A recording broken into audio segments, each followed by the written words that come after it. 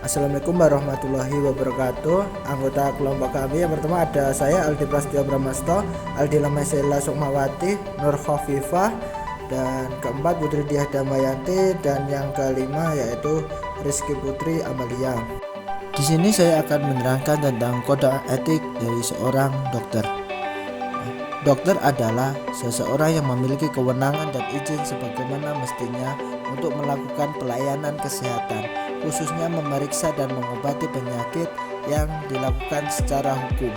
Nilai-nilai tanggung jawab profesional profesi kedokteran diatur dalam suatu kode etik kedokteran Indonesia yang kita sebut sebagai Kodeki. Selanjutnya, kode etik kedokteran. Yang pertama, kewajiban umum, yaitu terdapat pada pasal 1 hingga pasal 13. Lalu yang kedua, kewajiban dokter terhadap pasien, terdapat pada pasal 14 hingga pasal 17. Yang ketiga, kewajiban dokter terhadap teman, terdapat pada pasal 18 dan 19. Dan yang keempat, kewajiban dokter terhadap diri sendiri, terdapat pada pasal 20 dan 21. 3. Perilaku dalam pekerjaan sehari-hari. Pasal 322 KUHP. 1. Barang siapa dengan sengaja membuka sesuatu rahasia yang menurut jabatannya atau pekerjaannya, baik yang sekarang maupun yang dahulu, ia diwajibkan menyimpannya. Hukum penjara selama-lamanya 9 bulan atau denda sebanyak 9.000. 2. Jika kejahatan ini dilakukan terhadap seseorang yang ditentukan, maka perbuatan itu hanya dituntut atas pengaduan orang itu. KUHP 72S, 112S, 323S, 528S. Pasal 1365 KUH Perdata. Berdasarkan pasal 1365 KUH Perdata, terdapat 4 unsur yang harus dibuktikan dalam mengajukan gugatan atas dasar perbuatan melawan hukum. Yang pertama, perbuatan melawan hukum.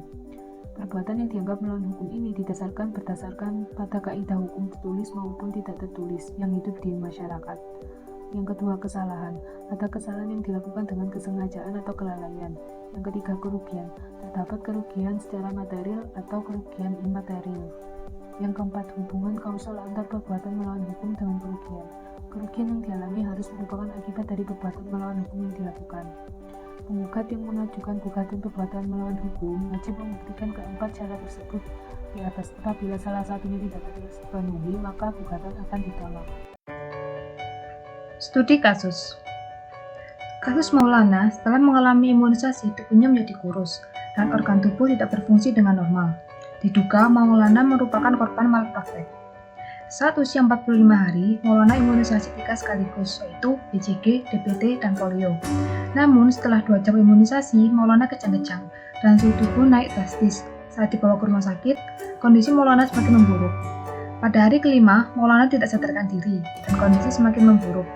Setelah itu, Maulana sakit-sakitan dan organ tidak berfungsi dengan normal. Diagnosa dokter, Maulana mengalami radang otak, kemudian terdapat penyakit lain seperti sesak nafas dan kejang-kejang. Hal ini diduga Maulana mengalami malpraktek dari dokter. Selanjutnya yaitu analisa dari studi kasus. Malapraktek merupakan kesalahan dalam etika profesi sebagai dokter karena memberikan pelayanan yang buruk dan melakukan kelalaian berat sehingga membahayakan pasien dan menyebabkan kematian.